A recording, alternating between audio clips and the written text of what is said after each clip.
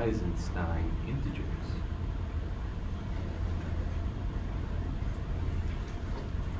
This is the ring Z adjoin omega, where omega squared plus omega plus 1 is 0. Can you shift the paper down a little bit? Yes. How's that? Better.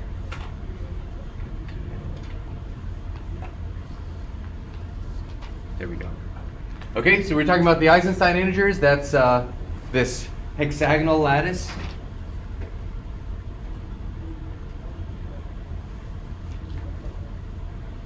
There's the hexagon. This is 1. This is omega. This is -1. This is omega squared, also known as omega bar. Complex conjugate. And then that hexagon continues to tile the plane. This is Z adjoin omega. I want to take this to one more level of abstraction and prove the unique factorization in this ring at the same time as proving unique factorization in some other rings, such as the ring, well, so any ring. So how do I want to do this? Should we do it completely abstractly? Why not? You guys can handle some abstraction. Okay, definition. A ring R is a Euclidean domain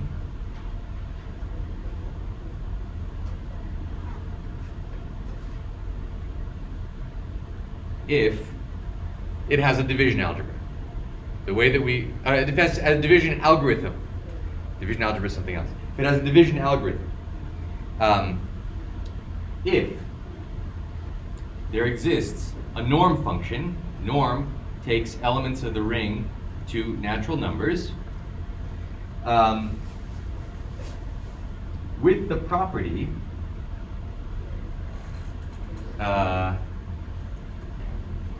norm of, how do I want to say this? Norm of 0 is 0. Norm of 0 is 0.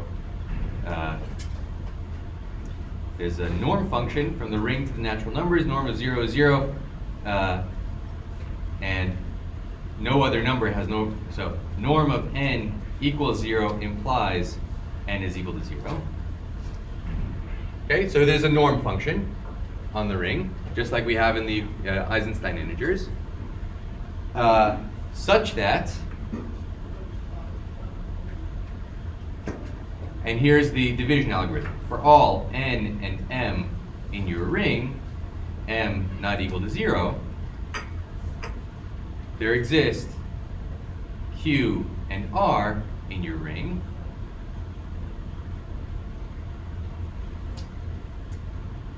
such that n is equal to m q plus r, and the norm of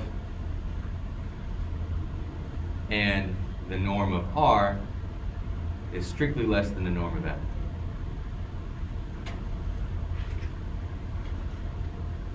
Okay, so this should be extremely familiar. It's what we saw in the integers. It's what we saw in the Gaussian integers. We had an exercise from last class to prove that the Eisenstein integers are indeed a Euclidean domain. What's another? Let me give you another Euclidean domain just to see how general this definition is. So another example to keep in mind.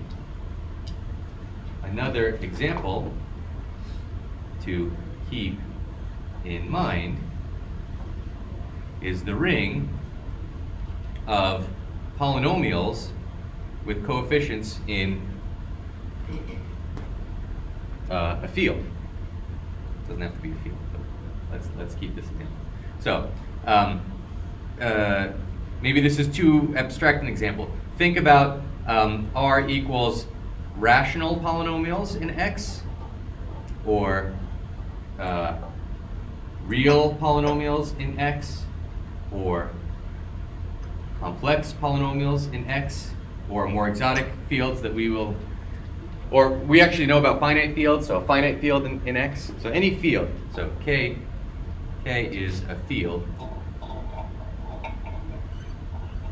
Actually, all it has to be is a ring.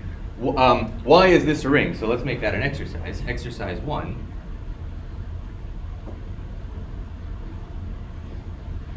Does everyone know this notation? We've discussed this notation before, I think. The bracket x, that means polynomials. So this is polynomials. Polynomials in x with coefficients in k. So exercise 1 is that R equals a field. Polynomials in a field is a ring. That's exercise 1. So if I have two polynomials and I multiply them, I get another polynomial with coefficients in that same field. If I have two polynomials, I can add and subtract, and I get another polynomial in that field. 1 is a polynomial. Okay? All right. That's what you have to do for that exercise. Not very difficult. Question. Is this ring, so assume that you've done the exercise and convinced yourself that it's a ring, is this ring a Euclidean domain? So now when I want to do the division algorithm, I do want K to be a field, as you'll see in a second.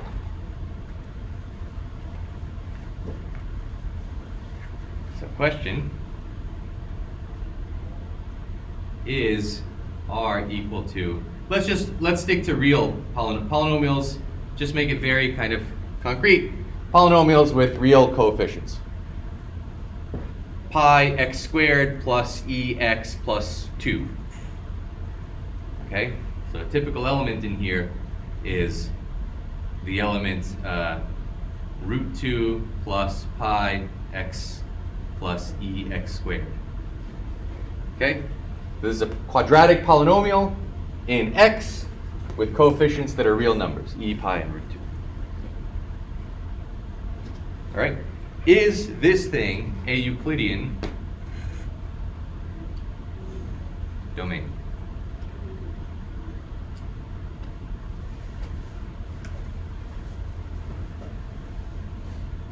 Is there a norm function that has this nice behavior that you can always reduce things? What is the norm? i.e., is there a norm function?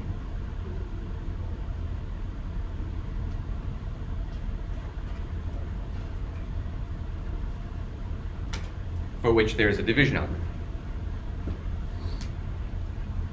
So if there was, then this thing would have a norm. What do you think the norm of this polynomial should be? Does anybody else other than Dipendro know the answer? Did you know it before, or you just made that up? You knew before. That's okay too. How would you come up with, remember what you're trying to do. You're going to try to divide. Daniel? Would it be the degree of The degree. The degree. Here's a great idea. The norm of a0 plus a1x plus an x to the n, assuming this last coefficient isn't 0, let's make that norm n, i.e., norm of a polynomial of degree n, degree d, is d. So the norm is the degree.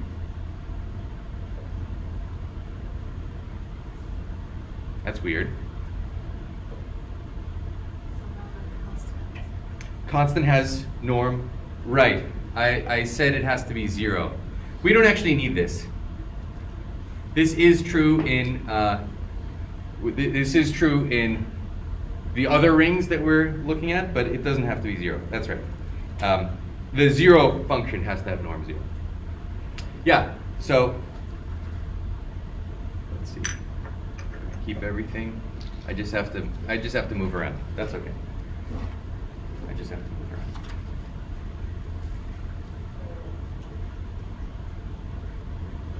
fix things as we go. Okay, so is there a division algorithm? So, question. So if that's our guess for the norm, is there a division algorithm? Is there a division algorithm that would allow us to do exactly what division algorithms do? Given any two elements of the ring with m not 0, find a quotient and remainder that strictly decreases. So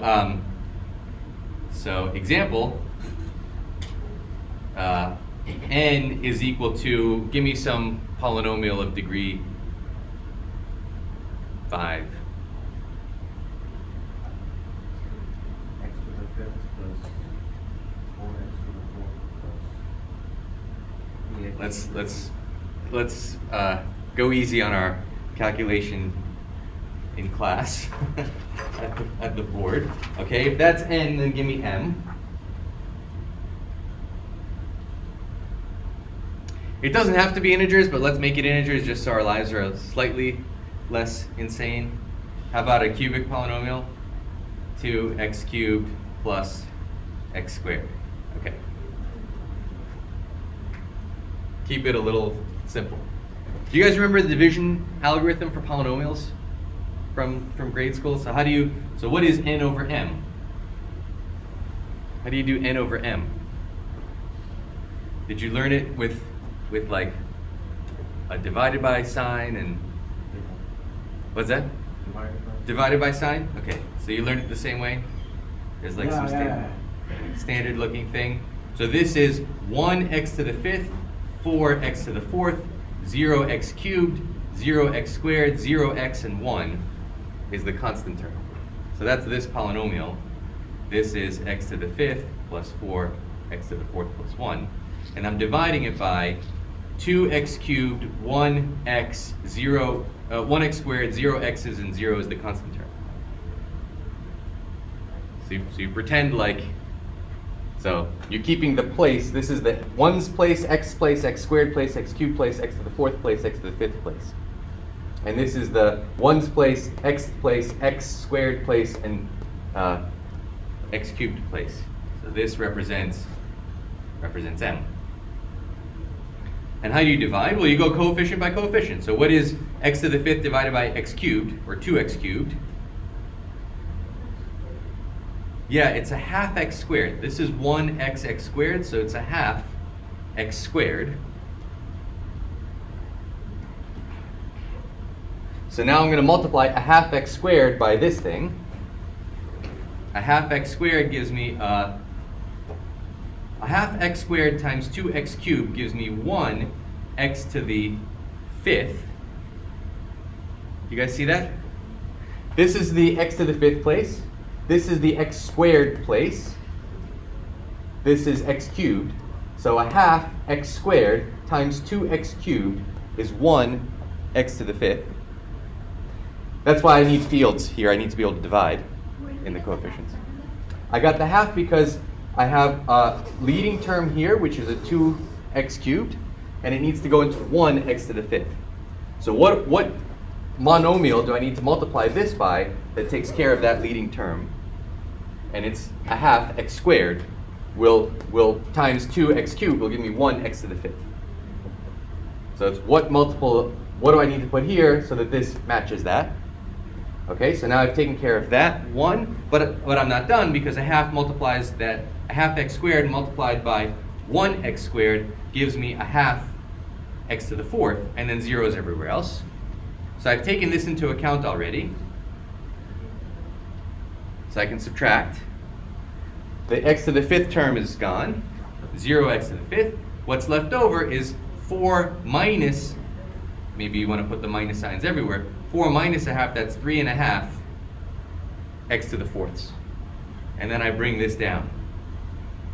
It's just like division of big whole numbers, except it's not big whole numbers. What's the x term that needs to multiply by 2x cubed to kill off this 3.5 x to the 4th? Yeah, let's write this as 7 halves, maybe. write this as 7/2. So I need 7/4 here. 7/4 x, 7/4 x times 2x cubed is 7/2. 7/2 x to the 4th, and then 7/2 times 1 is 7/4. This is what I have taken into account already, so I subtract. 7/2 and 7/2 gives me 0 x to the 4th left over. We're almost there. There's a negative 7/4. So that's all that I'm left with here, negative 7/4.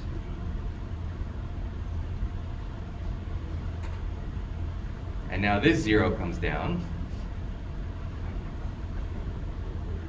Does everybody see what's going on? This is the constant x squared term. This is the x cubed term.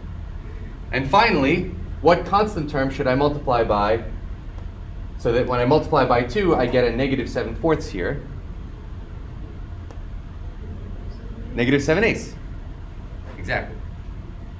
Negative 7/8 will multiply by that 2 to give me a negative 7/4 and a negative 7/8. And now I'm done because now I negate this and I'm left with a 7/8. And let's see, that 0 was there, that 0 was there. Am I doing this right? Yes. This 0 comes here, and this 1 comes here. And the negative 7/8, what's left over? I multiply negative 7/8. I already did that. So this is the remainder. So here's exercise. What exercise number is this? 3? 2? 2? Exercise 2. Check that m times the quotient, so 2x cubed plus x squared, that's m, times the quotient. The quotient is a half x squared plus 7/4 x minus 7/8. That's our quotient. This is quotient. This is the remainder plus the remainder, 7/8 x squared, no x's plus 1. Check that this whole thing, this is m times q plus r, is in fact equal to n, which is x to the 5th plus 4x to the 4th plus 1. Okay? The exercise is to check your work. Is m times x plus r equal to n? Okay? Long division in polynomials. Let's do one more exercise that you'll do at home. Exercise 3. Exercise 3. Just remember how to do polynomials. Give me another do the same, meaning division algorithm for n equals something and m equals something. So give me a polynomial. You're going to have to do it, so make it as hard on yourself as you want. It's not that hard. As you see, there's really nothing to it. I just want you to be comfortable with this algorithm. It's just the usual division algorithm. Maybe you have some other way that you like to collect these things. 3x to the 4th 3x to the 4th plus 2x squared plus 2x squared minus 1, just to go easy on you. And how about I don't know, a quadratic? X squared plus 2x minus 7. Okay? Find Q and R. That's exercise 3. Exercise 2 is to check our work on what we did just now. Now, did we indeed decrease the norm? What's the norm of R?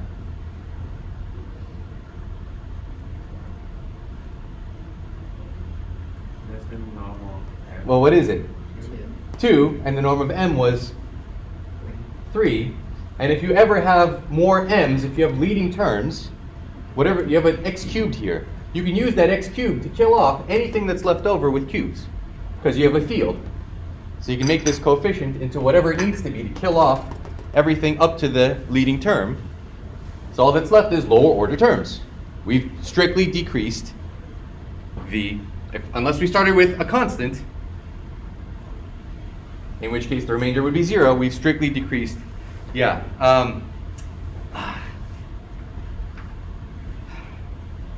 That's why I want this.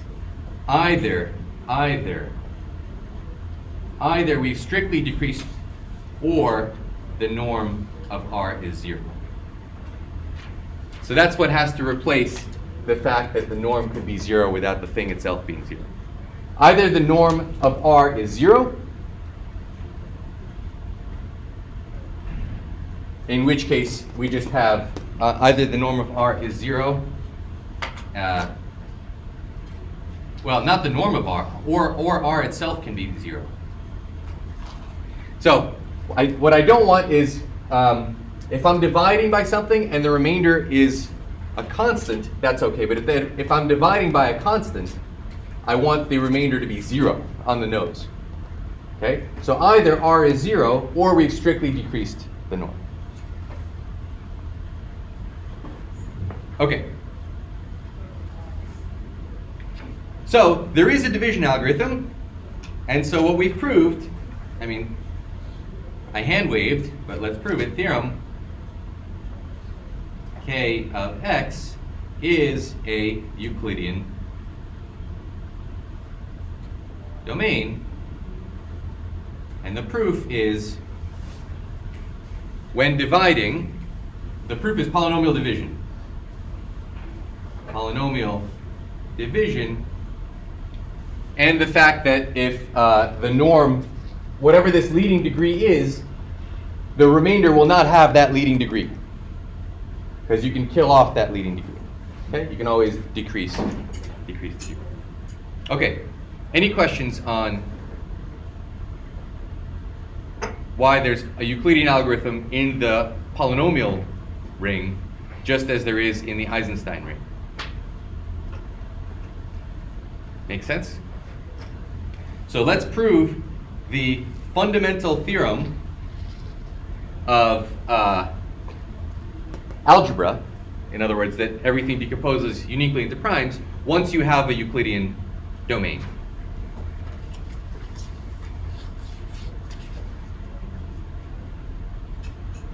So theorem, what order do I want to do this? If you have a Euclidean domain, then you have a principal ideal domain. R, a Euclidean domain, implies R is a principal ideal domain. So the two examples to keep in mind, as we do the 4 examples to keep in mind, examples, and check your understanding on the 2 that we've already proved, the integers and the Gaussian integers. The next example that we're thinking about is the Eisenstein integers, which is a Euclidean domain because we have a division algorithm. And the newest example is polynomials in a variable. Okay? Real polynomials, rational polynomials, whatever. All right. Let's prove this. Remember what principal ideal domain means? The ideals are represented by one element. Every ideal is generated by a single element. So this is all ideals. Ideals are principal generated by a single element. Okay? All right. Proof. Either your ideal, so take an ideal. Either the ideal is just 0. If there's nothing but 0 in your ideal, well, that's principal. You're done. Or I contains other things. There's an element, there's a non-zero element in I. Let S be the set of norms, of elements I, as I ranges over the elements of I, not 0, not the 0 element. So one way to deal with this is just not to give a norm to the zero element. Maybe the zero element, that's another way of doing this. The zero element, maybe a better way of dealing with this, is to make the degree of the zero polynomial, you know, we can make this? What is it? 1. Not 1, because 1 should be the degree of a linear polynomial. 0 should be the degree of a constant polynomial. Because either undefined or we can make like a negative number. Yeah, we can make it negative infinity. So if you think about this, the degree is the largest power of x to the n that occurs here. So x squared does not occur, x to does not occur, x to the 0 doesn't occur, x to the negative 1 doesn't occur, x to the negative 2 doesn't occur. How large a degree do we have to go before something occurs? Unbounded. So that's another way of dealing with it, but never mind, we can just make the norm undefined on the on 0. All right, so either the ideal is the 0 element or it has a non-zero element. Look at the set of elements. This is a subset of what? Where does this set S live? So this is a set not of elements, but of norms of elements, other than the bedroom. Sarah, I completely lost you. Okay, back me up. About polynomial domains or Euclidean domains or principal ideal domains. We're stepping on the gas, so you're not alone, and thank you for being brave enough to volunteer. Probably the principal ideal domains. I'm trying to remember what I did. But Right. So this was, if you remember in the integers, we were saying if you have integers n and m, the ideal that they generate, so the ideal generated by n and m, is the set of all linear combinations. What are you allowed to do in an ideal? You're allowed to multiply by things in the ring, and you're allowed to add in the ideal. So you multiply by x and y in the original ring. So this is example in the integers. You multiply by integers, and you add things in the ideal. So the ideal generated by n and m is the set of all integer linear combinations. So that's what I mean here, except now n and m, instead of being integers, are either Eisenstein integers, or Gaussian integers, or just polynomials. If I take polynomials, hopefully I don't use the variable as the same as the, I have a clash here of what x means. So an ideal means you have some number of elements, possibly infinitely many elements, doesn't matter, and you take linear combinations of those things with elements in the ring. Let's write that down. Let's write that down. In general, an ideal, recall, ideal generated by n1 through nk is the set n1 r1 plus nk rk, where the rj are in your ring. Okay, so let's recall this fact. So if you have a bunch of numbers, Gaussian integers, or you have a bunch of polynomials, what's the ideal generated by those polynomials? It's you multiply those polynomials by any polynomials in the ring and add them up. And I claim that the set of all linear combinations of some fixed polynomials is itself just multiples of a single polynomial. That's this theorem. Okay? So either the only polynomial you have is the zero polynomial, in which case you're done because the zero ideal is principal, or there's some non-zero polynomial. So if there are non-zero polynomials, then the set of things that are in your ideal that aren't zero is not empty. And when I take norms of polynomials, I get degrees, and degrees are integers. They're whole numbers. They're natural numbers. So this is a subset of the natural numbers. Okay? That's a subset of natural numbers. And there is a least element of S. But don't you have fractional degrees for polynomials? No, the excellent question. The definition of this thing is integer powers of x. Finitely many. Degree 10, degree 20, degree 1,000, I don't care, but they're all integer powers of x. Yeah, and no negative powers. So just 1 plus x squared plus x cubed plus 1 plus x squared, and so on. Okay, so these are just polynomials with integer powers, no fractions. So far, so good? Stephanie, I'm losing you? Oh, no. It's too hot? Yeah. We'll get through this together. Daniel, it's okay? Everybody? All right. Sarah, can I keep picking on you to make sure? If you're with me, then you'll help everybody else. Okay. So we have this bunch of integers. When you have a bunch of integers, the beautiful thing about integers is there's a good guess. There's a least element of the integers. So s, let little s in s be the least element.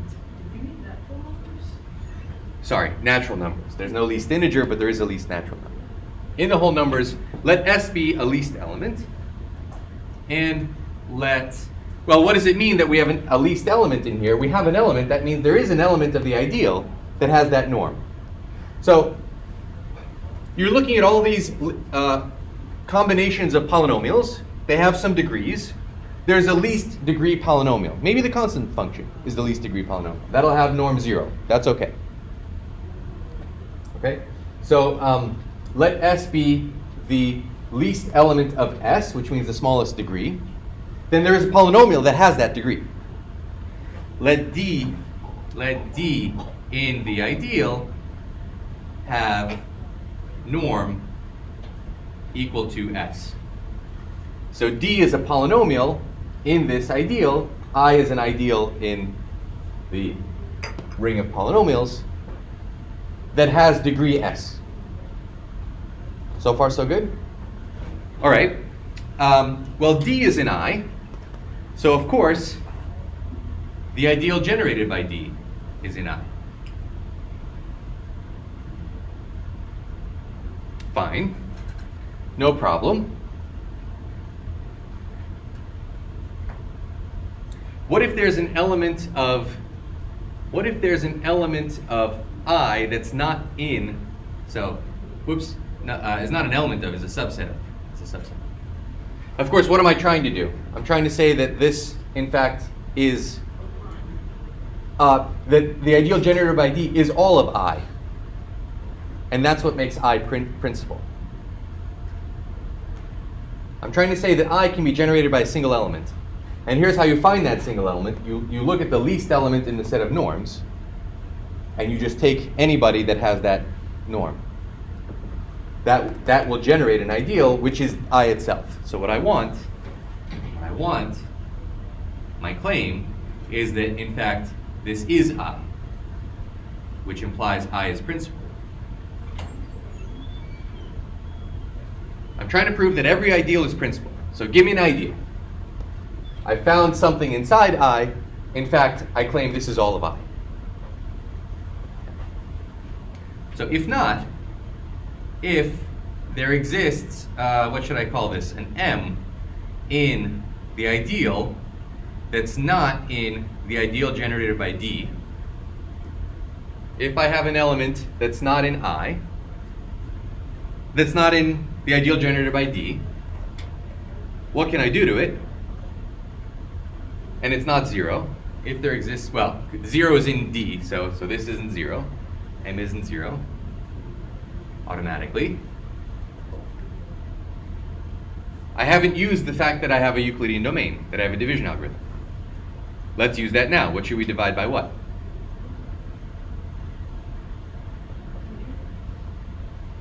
Sarah? Yeah, let's divide D by M. Then, by the division algorithm,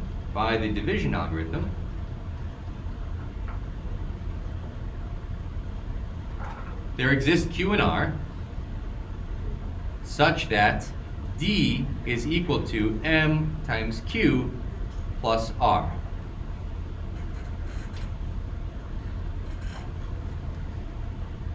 Okay? Now, M is not in the ideal generated by D. So R is not 0. And since M is not in the ideal generated by D. You could turn this into an argument that's not an argument by contradiction, but since I already started doing it by contradiction, let's do it.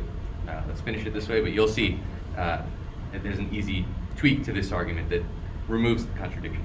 Anyway, by the division algorithm, I can divide D by M, and I get some MQ plus R. M is not in the ideal generated by D, so R is not 0. Daniel. Where are Q and R? Are they in I? So the Euclidean algorithm happens in the ring. We cannot guarantee, we don't have a Euclidean algorithm in the ideal. The Euclidean algorithm, all we have is that they're in R. But our two options, if you remember our division algorithm, our two options are either R is 0 or the norm of R is strictly less than the norm of M. Right? The norm of M, well, which itself is the norm of D. Maybe I want to do this the other way around. Sorry. I think I want to do this the other way around so that it looks exactly like our division algorithm. So either R is 0, in which case M is a multiple of D, in which case M is in the ideal generated by D, but we assume that's not true. So either R is 0, which we've ruled out, or the norm of R is strictly less than the norm of what we were dividing by, which was D.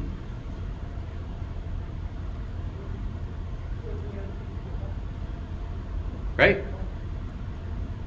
Sarah, I still... So, just to make sure, I think what's going on is I said that M was not part of the ideal, but when I try to divide M by D, then I'm seeing that M must be composed of something in D, therefore M is in the ideal, so I'm at a contradiction. Okay. Yep, that's it. This is a contradiction because D had the smallest norm. D had the smallest norm. If M is in the ideal and D is in the ideal, then this difference is in the ideal. R is in the ideal. R is in I. Because it's a different distance, it's a difference of a multiple of something in the ideal times something else in the ideal. So R is in I. But D has to have the smallest norm of anything in I. And we found something with smaller norm. Okay? So that's it. So there's nothing else. So that's that proves that there can't be any element that's in this difference. So what that means is there's a division algorithm for polynomials. There's a GCD for polynomials. Does that make sense? So what is it? Let me give you another exercise. This is a really good one. Exercise 4. Exercise 4. Yes, 4. Let I be the ideal generated by, give me two polynomials, x cubed plus x plus 1 and x squared. All right, this probably will not have an interesting GCD.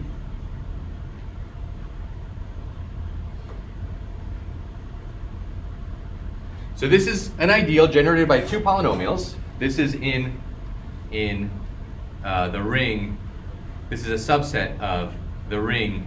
Well, real, although they'll all be rational coefficients. The ring is rational coefficients that are polynomials in X.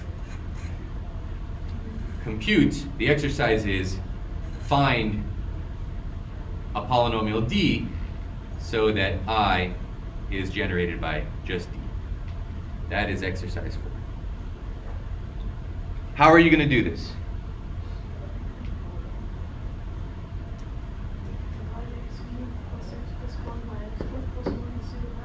Yes. And you'll get some remainder. And then what are you going to do with that remainder? Divide that by this, and then you're going to divide the next remainder by the next remainder until you either, maybe I was very clever, I don't think I was, and there is some common factor. I fear that in this case, the common factor will be 1, in which case 1 is an element of your ideal. And once 1 is an element of the ideal, 1 times anything in the ring is also in your ideal. So the ring should be all polynomials. So I expect the answer to this, the only solutions to this are I and negative I, and neither I nor negative I are roots of this. So if they have something in common, then the roots have something in common. So the answer will be, that I is the whole ring. But prove it. Okay? Should I give you one where the answer doesn't come out to be the whole ring? Sure, why not? It's not so easy to do without, okay, let me do a calculation where you're not looking.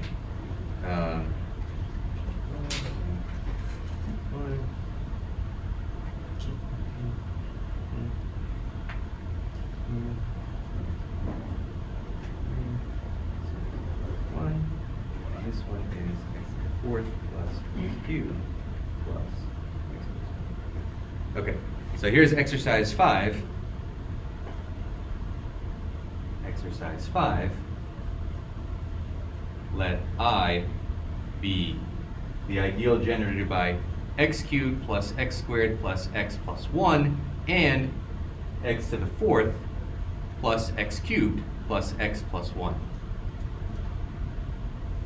Find D such that D is in the ring such that I is D. Anybody know what D is going to be? Good, done. You know already. You can kind of see that there's a common factor between these two. It's the GCD, okay? There's going to be a GCD. You see there's an x plus 1 and an x plus 1 and an x plus 1 and an x. Okay, I'm giving it away. You'll enjoy this, I think. You'll understand.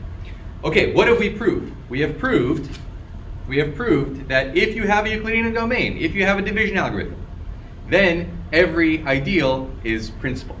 So in the Eisenstein integers and the same thing in polynomial rings, every ideal is principal.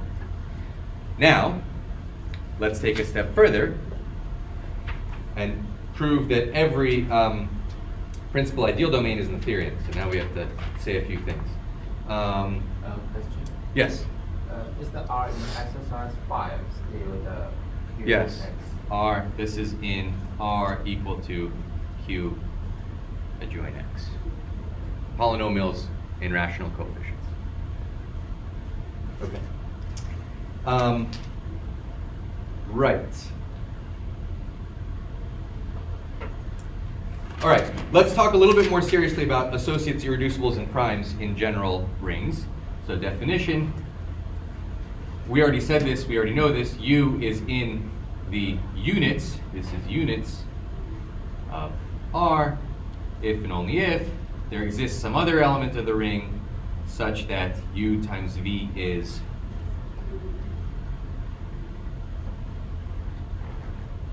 one. That's what it means to be a unit. Associates, definition, A and B in R are associate. We discussed this already, I'm just reviewing. If and only if.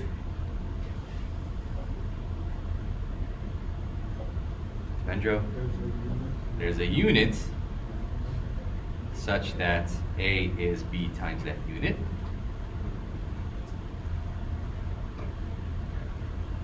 What are the units in the ring of polynomials over a field?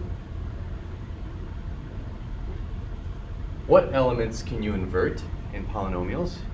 If you multiply two polynomials, if this has a 1 plus x, what is it? Inverse of the polynomial. There is no inverse of the inverse of a polynomial is not in the ring of polynomials.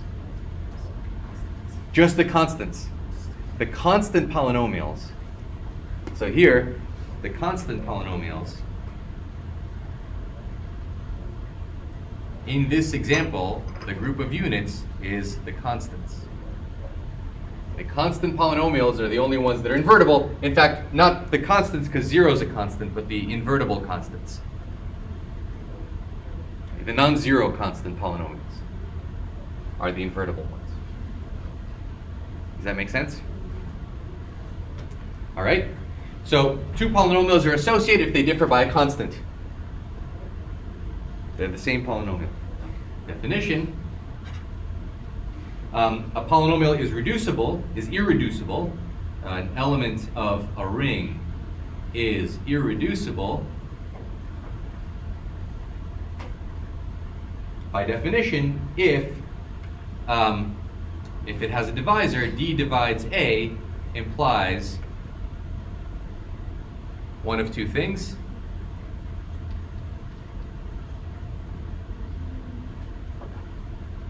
What does it mean to be irreducible? We discussed this.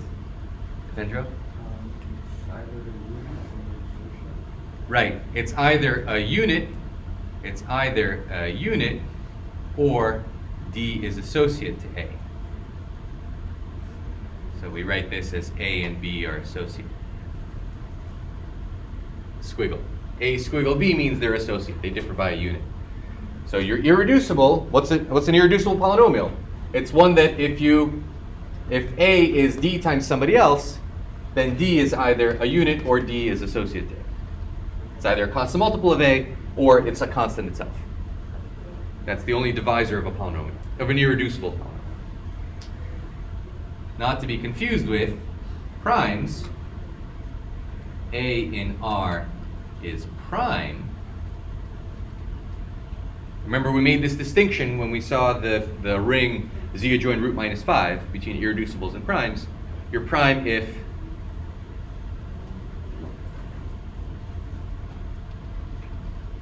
you When P divides A multiply B, we can get P divides A or P divides B.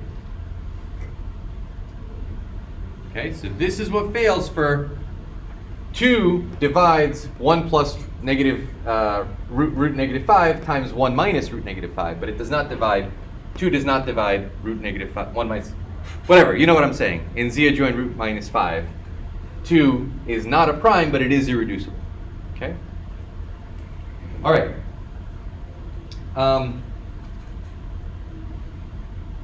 Let's look at some better definitions of these things. So this is what we talked about rings. Here's, yes, Dan? Did you mean P is an element of R for the Sorry. P. Yes. Yes. P, an element of R, is prime if it divides a product, it divides one or the other thing. Thank you. Okay, let's see why these definitions are very nice. They have all these possible cases and so on. There are much nicer versions of these in terms of ideals. Ideals make all of these statements much cleaner. So definition, here's a definition. A divides B. So we know what A divides B means. B is A times somebody. Can we say that in the language of ideals? The ideal of B, maybe this isn't a definition, but an alternate definition, or an exercise. I'm not making it an exercise. What do we know about the ideal generated by B?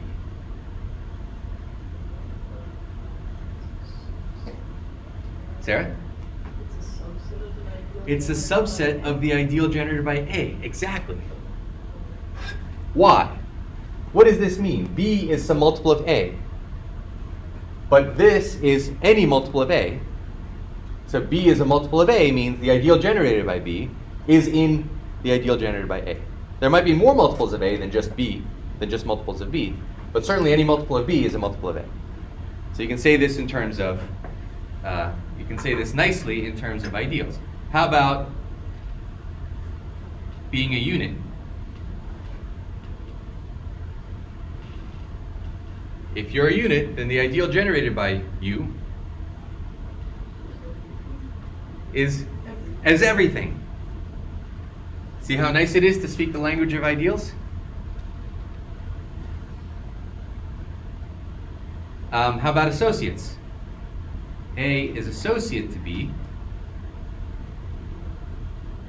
if the ideal generated by A is Not in B? associate means they differ by a unit, right? They're basically the same element.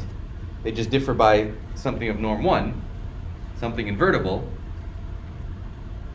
Well, if they differ by something invertible, then what can we say about their ideals? They're the same. If you generate the same ideals, well, then B is some multiple of A, and A is some multiple of B. In both cases, those multiples must be units. So A and B differ by units. Cool? All right. What else do I want to say? Right. And one more definition. An element P of a ring is prime if and only if you have a product of A and B contained in the ideal generated by P, then either A is already in the ideal generated by P or B is already in the ideal generated. Does that make sense? If P is a prime, the only way A times B is some multiple of P, in other words, P divides A or B, is if A is already a multiple of P or B is already a multiple of P. I don't know if that's cleaner than the original. Okay. So what is GCD? What is coprimality? So definition, A and B in the ring are coprime. How do I want to say this?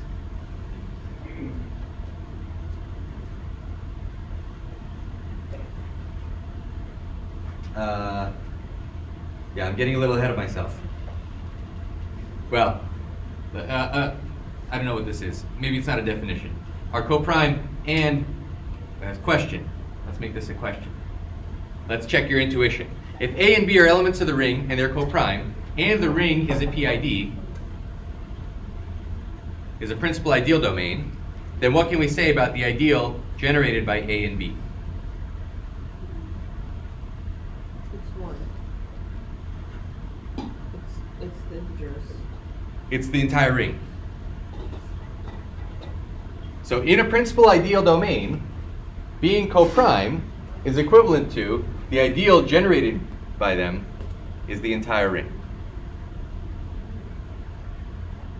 Because what does it mean to be coprime? It means you can solve the equation some multiple of A times some multiple of A plus some multiple of B is 1. That was our old notion of coprimality. So the new notion is, well, if you can make this 1, then it's the ideal generated by 1, which is everything. Okay? Yeah, let me do this in the right order, because now we're really getting into the thick of things. All right. Definition. What does GCD mean? So D is a GCD of A and B in R if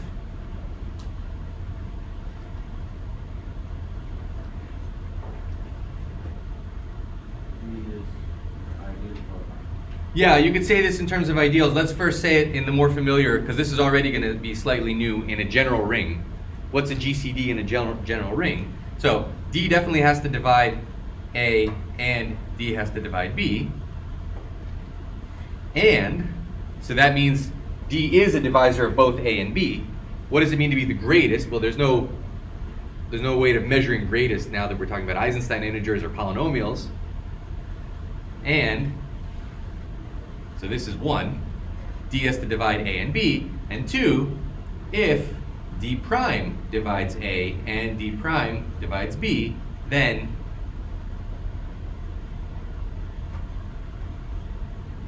if there's some other element that divides A and B, Daniel? The norm of d prime. So in a completely general ring, including one that doesn't necessarily have a norm. Andrew? D is greater than D prime? There's no greater than in general. Which polynomial is greater than which other one? Divides. Divides is something we can discuss in rings. Okay? So if you have some other divisor, that divisor is already included in D. Okay? Let's make this an exercise. Exercise 6. Restate this in the language of ideals. This being this definition.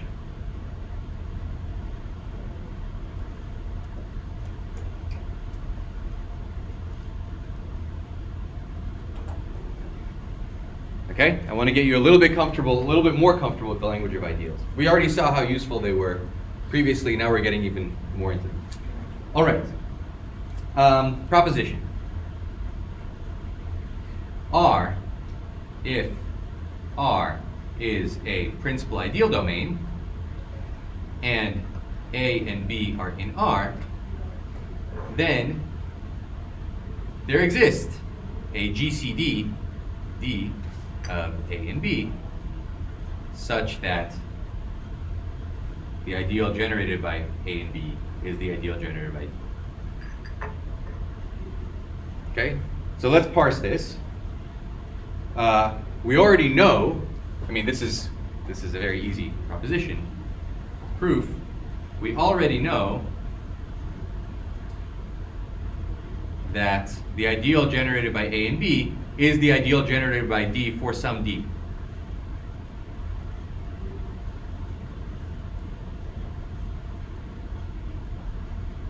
Because, why?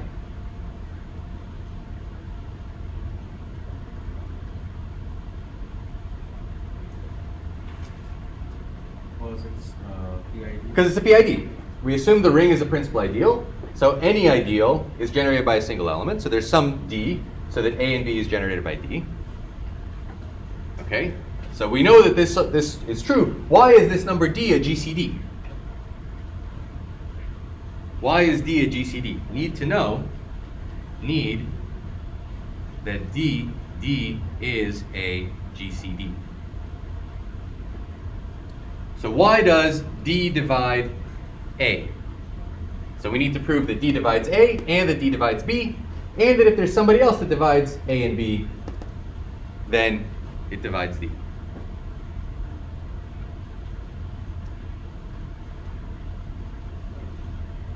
This is a question of, have we been following the logic of what ideals are? Got an idea? Go ahead, Karen.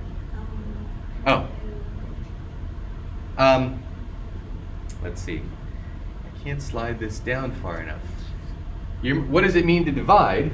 Something divides if the ideal generated by B is contained in the ideal generated by A.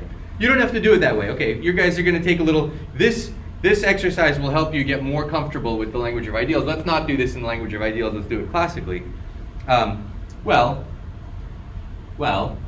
B is certainly a linear combination of A and B,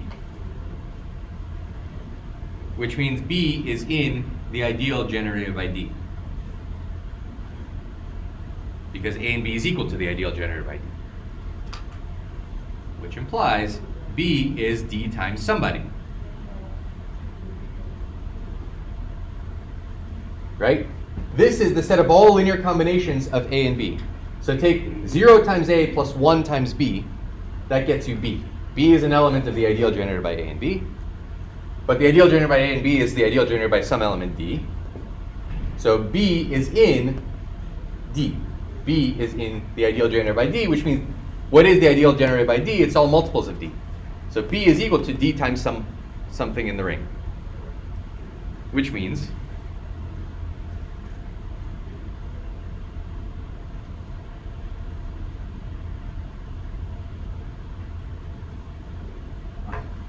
that's all I'm trying to say. I'm making this much more complicated than it needs to be.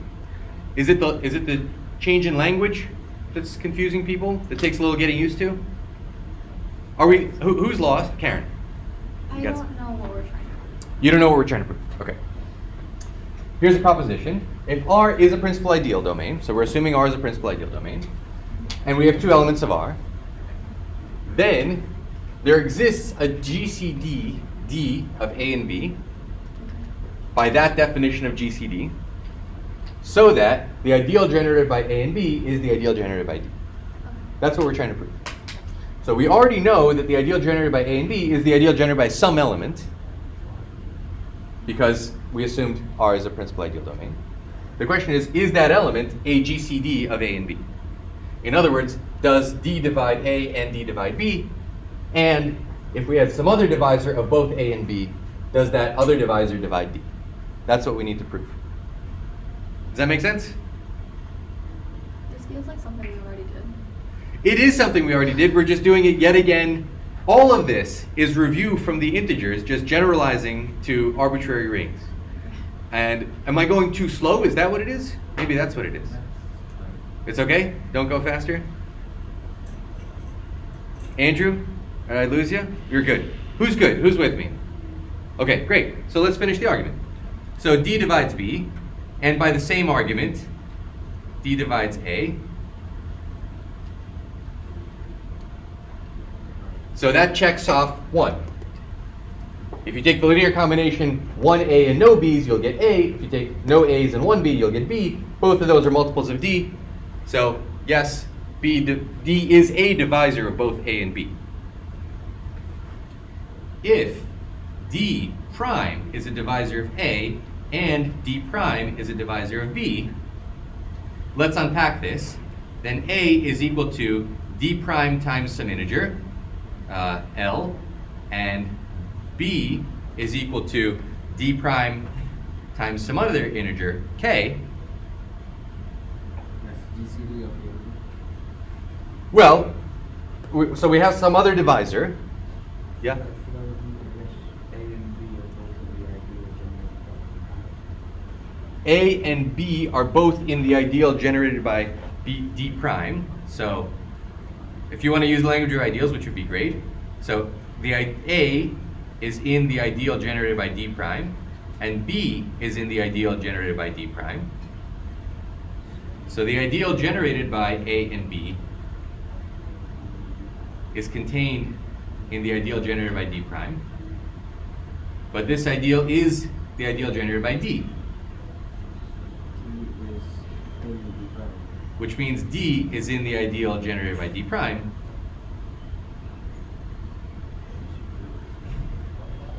Which means D is D prime times some other integer, some other element of the ring, D prime divides which means D prime divides D.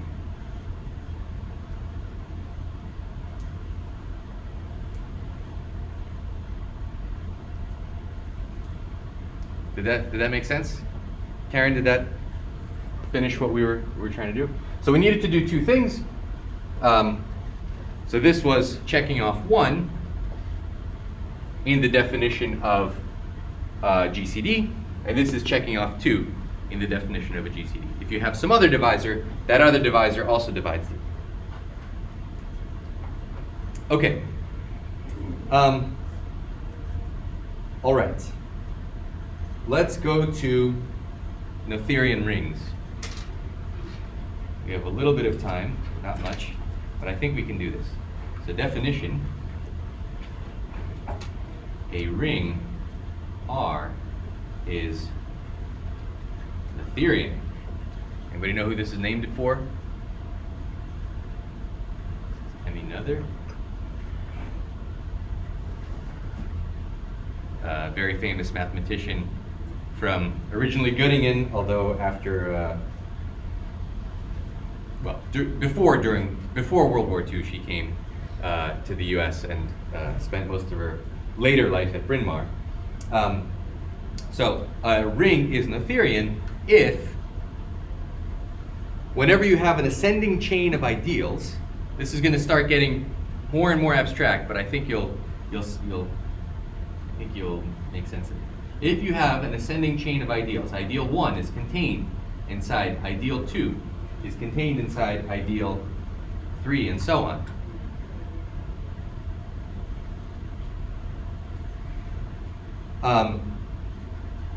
Then,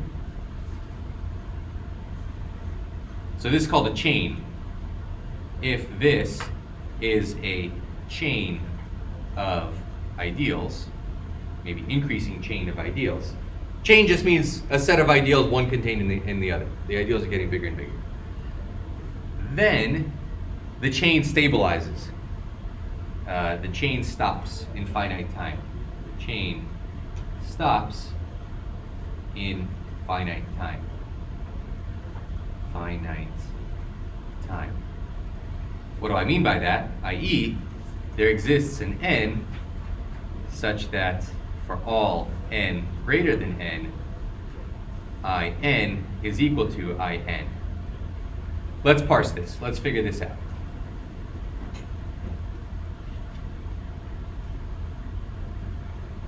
Let's figure this out. Okay, good. So you have a ring.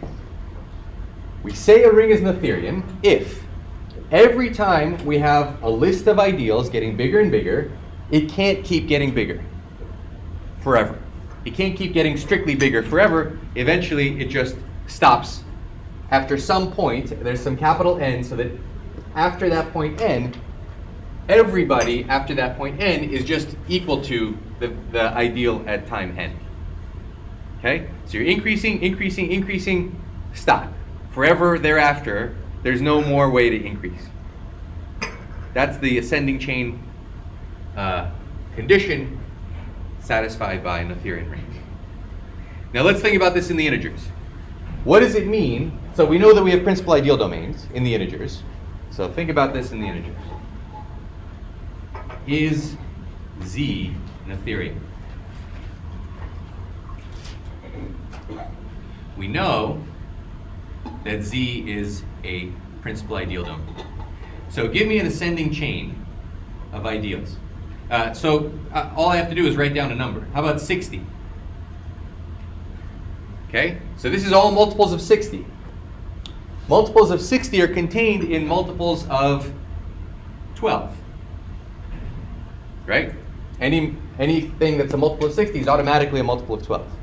Multiples of 12 are contained in multiples of 6, if you like. Multiples of 6 are contained in multiples of 2. And, well, you have two choices now. You can put a 1, and that's it. Or you can put a 2 forever. You can either put a 2 forever, or you could put a 1, in which case we're already at the ring, and so everything is 1 forever.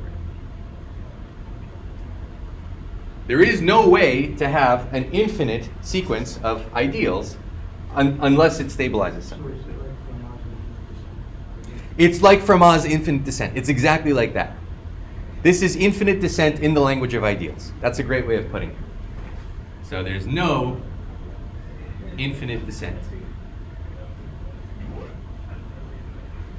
Just like Fermat. That's a great way of putting it. Okay?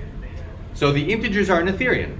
Whatever you start with, there's a finite list of what you could keep doing, how you could increase the ideal, because every next ideal needs to have all of the multiples of this ideal inside it.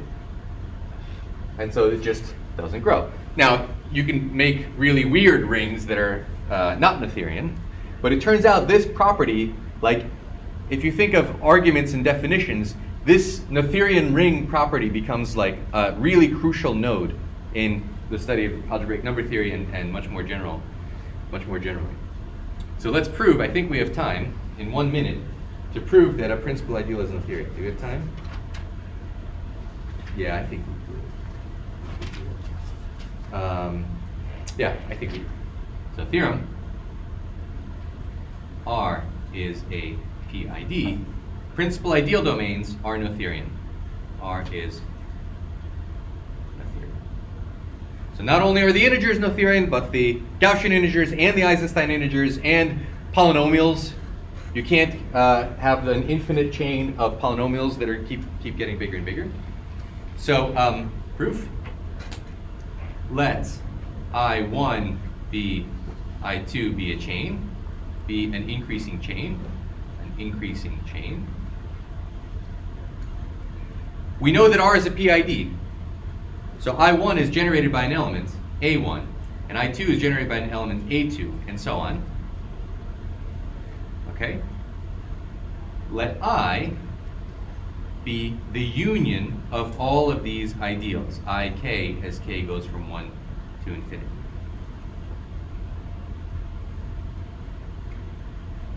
Exercise, this is exercise 7. Unions of ideals are ideals. Unions of ideals are ideals. Or the union of ideals is an ideal. So if you have things in here, well,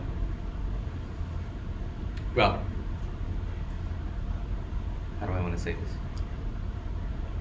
Yeah, okay? In the interest of time, let me let you actually do this exercise instead of telling you how it's going to go. So unions of ideals are ideals. So I is an ideal. Let I this, then I is an ideal. But we have a principal ideal domain. So I is some generated by some A. For some A. Some A. Right? But if A is in the union, how can you be in the union? You're in the union if you're in some N. So there exists some N such that A is in IN.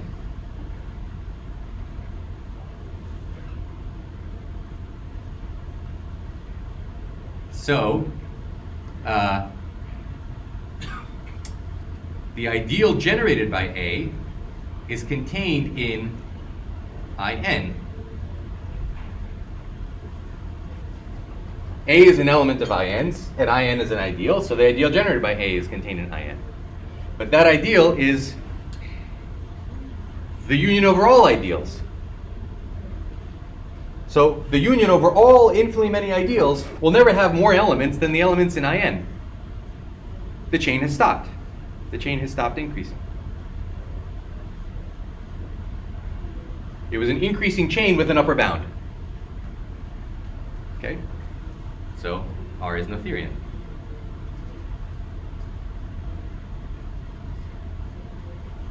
All right, and you'll see next time that the Noetherian property is exactly the thing that we need to get unique factorization. So Euclidean domain implies principal ideal domain implies Noetherian, Noetherian implies unique factorization domain. Yes? Is that exercise 7, there is infinite unions or? Could be an arbitrary union, yeah. Let's say, let me just make it a little simpler and make I is an ideal. Exercise 7, I is an ideal. It's easier if it's an increasing union. Okay. Increasing union of ideals is an ideal. That's not hard. Okay? Sarah? So you're just proving for exercise 7 that I is an ideal, Yes. and I is defined where? I is defined as the union over all these ideals. So you have increasing ideals, take their union, I claim that's also an ideal.